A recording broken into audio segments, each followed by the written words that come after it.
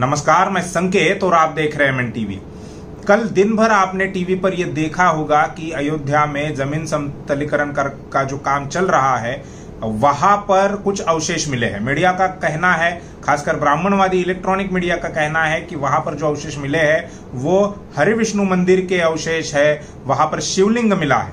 लेकिन MN TV ने सबसे पहले ये ब्रेकिंग न्यूज दी बहुजन समाज के लिहाज से कि वहां पर जो अवशेष मिले हैं समतलीकरण के दौरान अयोध्या में वो किसी हरिविष्णु के मंदिर के या शिवलिंग के नहीं है, बल्कि बुद्धिज्म से जुड़े हुए वो अवशेष है, बौद्ध धम्म से जुड़े हुए अवशेष है। फिर चाहे वो स्तंभ हो, चाहे कुछ मूर्तियां हो, जिसे आमकल कहा जा रहा है, वो दरअसल बुद्ध धम्म का एक चक्र है जिसमें 13 आर्या है अंदर वाले चक्र में, और बाहर का जो चक्र है उसमें 29 आर्या है। तो ये बौद्ध धम्म से जुड़े हुए कुछ अवशेष है। ये खबर हमने 11:30 बजे, सुबह 11:30 बजे लोगों को दी, और उसके बाद उसी पर हमने करीबन 2 बजे के आसपास फेसबुक पर अपना एक वीडियो अपलोड किया।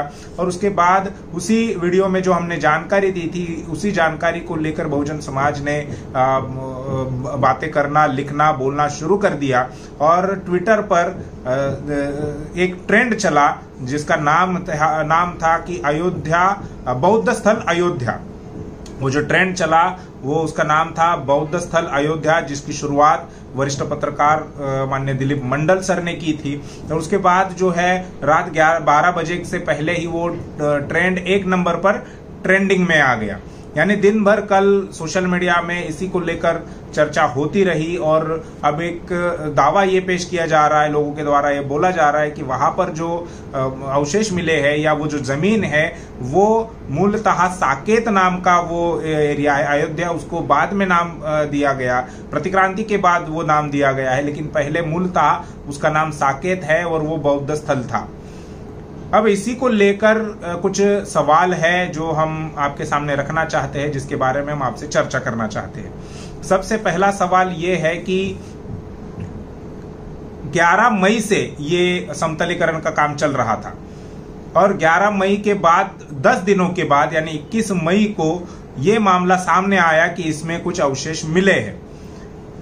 ये काम देखने वाली एक सरकार ने समिति बनाई है, ट्रस्ट है, उसके अंडर ये काम हो रहा है। विश्व हिंदू परिषद के लोग उसमें हैं। तो विश्व हिंदू परिषद के लोगों ने पिछले 10 दिनों से ये छुपाने का काम क्यों किया कि वहां पर कुछ मिल रहा है। ऐसा नहीं है कि जो जितने अवशेष मिले हैं वो सारे के सारे अवशेष कल ही मिले हैं, एकाएक कल सारे अवशेष मिले, ऐसा नहीं है। तो जब से ये समतलीकरण का काम शुरू है 11 मई से, उस वक्त से ये अवशेष मिल रहे थे, लेकिन उसको छुपाया गया। अब क्यों छुपाया गया, ये बड़ा सवाल है। क्या विश्व हिंदू परिषद के लोग ये छुपाना चाहते? ये इतना समय उन्होंने इसलिए लिया ताकि वो कुछ अवशेष नष्ट कर सके, कुछ सबूतों को नष्ट कर सके, और जो अवशेष मंदिर से सिमिलर है, मंदिर के हो सकते हैं, ऐसा बताया जा सकता है, केवल उन्हीं अवशेषों को उन्होंने लोगों के सामने रखा। क्या 10 दिन का समय उन्होंने इसलिए लिया? 10 दिन पहले, 10 दिन से जो ये काम चल रहा था उस वक्त उन्होंने ये क्यों नहीं बताया? सबसे बड़ा सवाल है। दूसरा सवाल, ओडिशा में जब एक मंदिर का जीर्णोद्धार या उसे यूं कहे कि पुनर्निर्माण का जो काम चल रहा था, उस खुदाई में वहां पर बुद्ध का विहार मिला। जैसे ही ये खबर सामने आई, वैसे ही पुरातत्व विभाग ने यानी आर्कोलॉजिकल सर्वे ऑफ इंडिया ने उस मंदिर निर्माण का काम जो था उसे बंद कर दिया, रोक दिया, और वो सारा अपने नियंत्रण में करके वो सारी खुदाई की जहां पर बुद्ध का विहार मिला। तो यहां पर जहां ये सारे अवशेष मिल रहे हैं, वहां पर अयोध्या में पुरातत्व विभाग ने ऐसा काम क्यों नहीं किया? ये दूसरा हमारा सवाल है।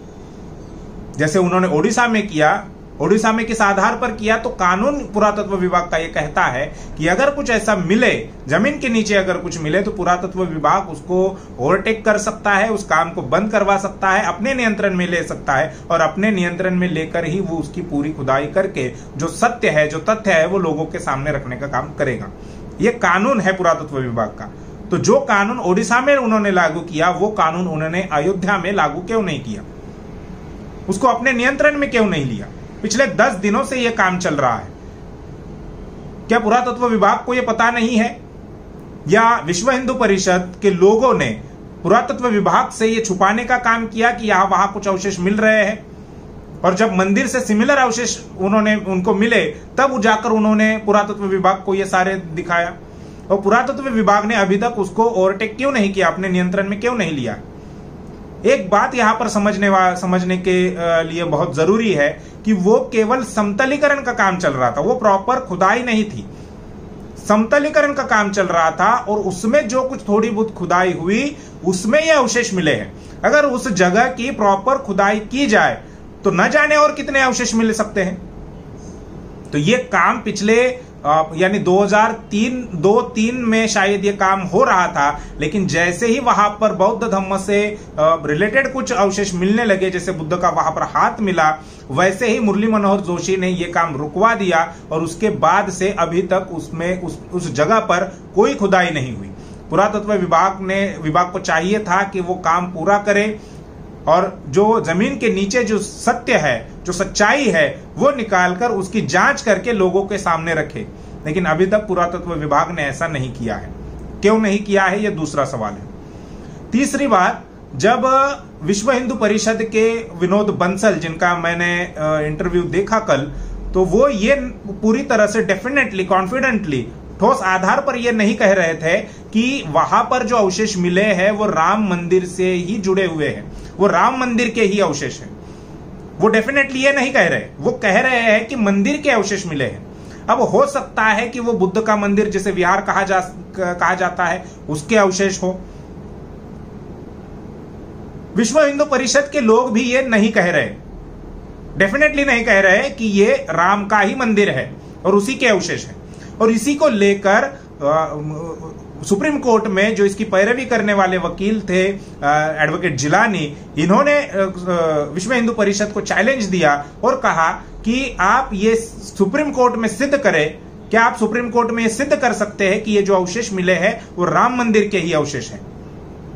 क्योंकि सुप्रीम कोर्ट ने 2019 में नवंबर के महीने में जो जजमेंट दिया, उसमें उन्होंने इस बात को नकार दिया है कि मंदिर तोड़कर, राम मंदिर को तोड़कर बाबरी मस्जिद बनाई गई। सुप्रीम कोर्ट ने इस तथ्य को या ये जो दावा किया जा रहा था उसको नकार दिया है। तो इसी बात को लेकर जिलानी ने विश्व हिंदू परिषद को सवाल पूछा है, चैलेंज दिया है उन्हें, क्या आप सुप्रीम कोर्ट के इस निर्णय का रिवीजन करने की याचिका दाखिल करने वाले हो? क्या आप ऐसा कर सकते हो? तो ये एक बड़ा सवाल है, उन्होंने बहुत इंपॉर्टेंट सवाल वहां पर उपस्थित किया है। कल ही उनका इंटरव्यू में देख रहा था, उसमें उन्होंने ये बातें कही। तो ऐसा क्यों नहीं हो रहा है? विश्व हिंदू परिषद के लोग सुप्रीम कोर्ट में जाकर ये क्यों नहीं सिद्ध कर रहे कि ये जो अवशेष मिले हैं ये राम मंदिर के ही है? और आपने जो 2019 में निर्णय दिया जिसमें यह कहा कि मंदिर तोड़कर बाबरी मस्जिद बनाई गई, ये गलत है, ऐसा आप क्यों नहीं कर रहे? उसके बाद पूर्व archaeological survey of India north के जो डायरेक्टर रहे हैं, निदेशक थे के मोहम्मद, उन्होंने भी कहा कि ये मंदिर निर्माण की जल्दबाजी क्यों हो रही है। प्राथमिक दृष्टि से अगर कल मिले अवशेषों को देखें तो वो 8वीं 9वीं शताब्दी के लग रहे हैं, लेकिन फिर भी इसकी पुरातत्व के विभाग के द्वारा जांच होनी चाहिए और जांच के बाद ही ये कहा जा सकता है कि ये मंदिर के अवशेष है या और किसी धर्म से जुड़े हुए अवशेष है। ये उन्होंने कल टीवी चैनल पर कहा है, जिसकी खबर के तौर पर लिखित में किसी ने जितने भी प्रिंट मीडिया है या ऑनलाइन जो जिनके पोर्टल है, उन्होंने ये खबर नहीं दिखाई, लेकिन टीवी पर उन्होंने ये बात कही है कि जल्दबाजी नहीं करनी चाहिए, पुरातत्व विभाग को ये सारी जगह देनी चाहिए और उनके द्वारा प्रॉपर खुदाई करने के बाद ही जो कुछ अवशेष मिले उसकी जांच होनी चाहिए और जांच के बाद ही मंदिर, अगर मंदिर है, मंदिर के अवशेष है तो मंदिर बने, या दूसरे धर्म का कुछ है तो उनको वो उस प्रकार से काम होना चाहिए।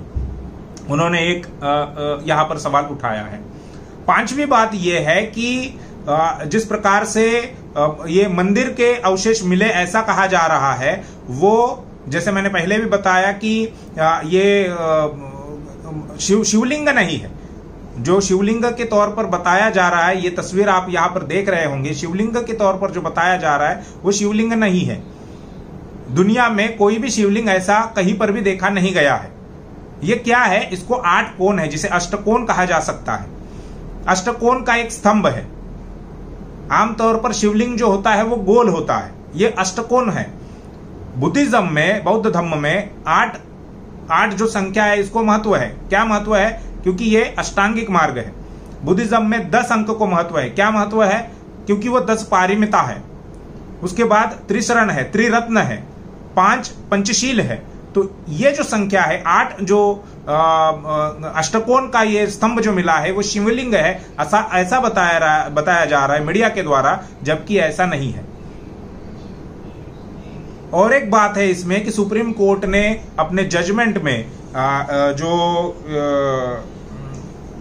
विश्वविख्यात जो पुरातत्वज्ञ थे सर मेजर जनरल कलिंगम, इनका जिक्र किया है, लेकिन उनके सिद्धांतों को नहीं माना है।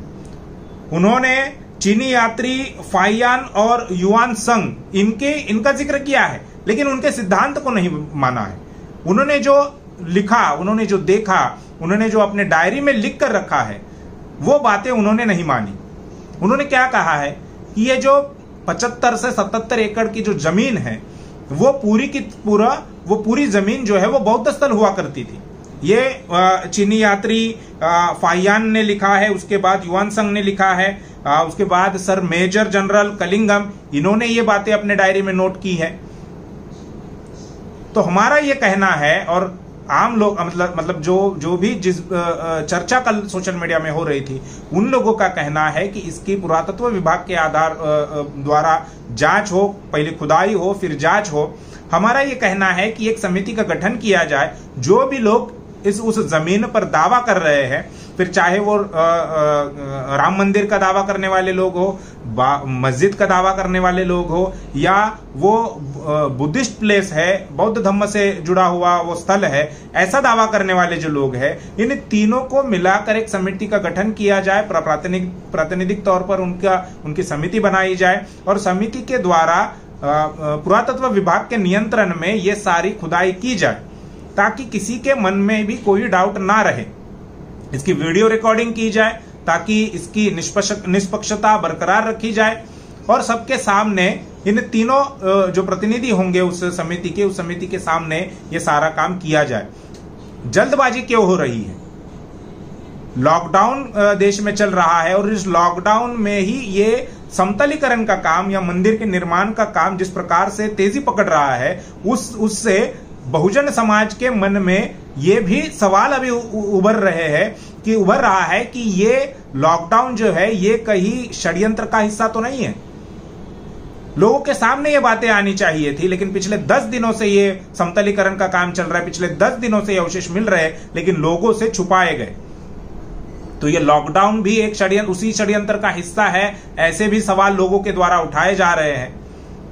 इन जितनी भी जानकारी हमने इस वीडियो के माध्यम से आपको देने का प्रयास किया, उस सारी जानकारी पर आपका क्या कहना है, आपकी क्या राय है, ये हमें कमेंट बॉक्स में जरूर लिखकर बताइए। और ये वीडियो लाइक कीजिए और ज्यादा से ज्यादा शेयर कीजिए, ताकि ये जानकारी, ये चर्चा और भी लोगों में बढ़ जाए। अब तक के लिए बस इतना ही। आप देखते रहिए MN TV। शुक्रिया।